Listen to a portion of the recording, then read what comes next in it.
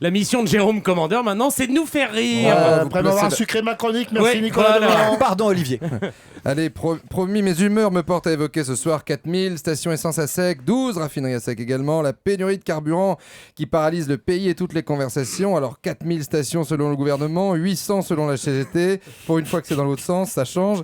Le site carbeo.com nous propose même une carte de France des stations à sec, c'est-à-dire en gros la liste de toutes les stations où faut pas aller.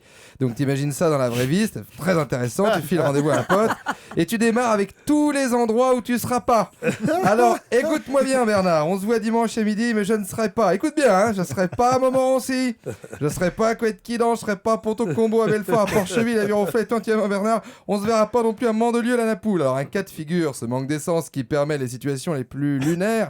À Romilly-sur-Seine, dans l'Aube, je n'invente rien, cher Nicolas, un automobiliste met hier matin le tuyau dans son réservoir et se rend compte que la station vient de tomber à sec, mais pile à son tour. Selon des témoins, sa colère étant telle, tout y passe dans la bouche de l'homme. Le gouvernement, la droite, la gauche, les pétroliers, sa belle-sœur, le chien, la DDE, David Douillet, les Big Mac, les clés USB. Bon, c'est vrai que quand on gueule, n'est-ce pas Olivier Duhamel, on contrôle pas tout, hein, on prend ce qui sort. Je ne gueule plus, monsieur. Sauf que le gars est remonté furax dans sa bagnole, a oublié qu'il avait laissé le pistolet dans son réservoir, démarre et Ferrarissime repart avec la pompe à essence.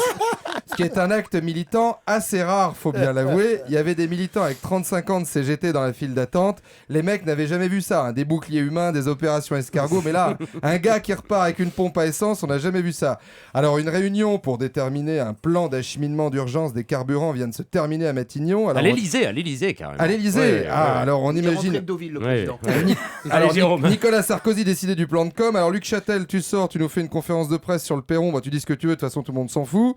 Borloo, tu dis rien, tu vas encore dévier sur le colza, l'alcool de patate, les énergies renouvelables. Les gens sont pas contre, mais pas aujourd'hui.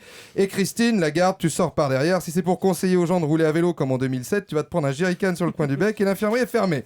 Je signale néanmoins que s'il y a plus d'essence dans les stations Total, les stations restent ouvertes. Donc si vous ne savez pas où passer votre vendredi ou samedi soir, au lieu de mettre 20 € dans 2 places de cinéma, n'hésitez pas, allez chez Total. Tu veux du spectacle, tu vas rentrer, tu vas glisser sur le sol plein de javel, tu vas te péter la cheville, c'est toi qui fais la cascade.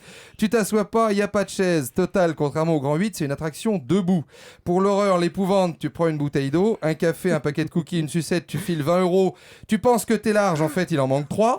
Donc là, on t'a pris tout tes ronds, donc frisson, épouvante, horreur. Le slogan de Total, cher Nicolas, était il y a quelques années, vous ne viendrez plus chez nous par hasard. Désormais, et le manque d'essence ne venant rien arranger, c'est vous ne viendrez plus chez nous tout court. Merci Jérôme Commandeur. Dans 2 minutes, Maxime Switek pour le journal. Il est 18h28.